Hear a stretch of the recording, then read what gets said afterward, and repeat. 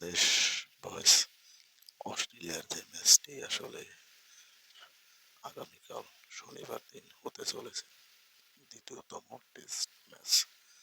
আসলে এই ম্যাচটি ঘিরে অনেক জল্পনা কল্পনা রয়েছে।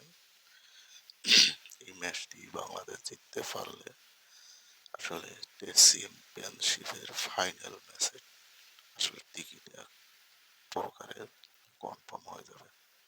এবং প্রথম ম্যাচে যেভাবে অস্ট্রেলিয়াকে হারিয়েছেন, এটা আসলে অতুলনীয় ভাবে আর কি হারিয়েছেন।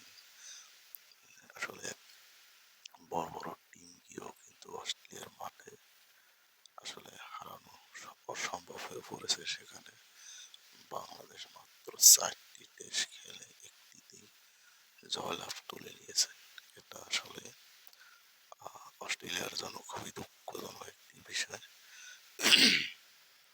এবং এই টেস্টটি যদি কোনোভাবে আসলে জিততে পারেন, তাহলে চ্যাম্পিয়নশিপের ফাইনালে ভারত এবং বাংলাদেশ মুখোমুখি হওয়ার একটি চান্স আসে।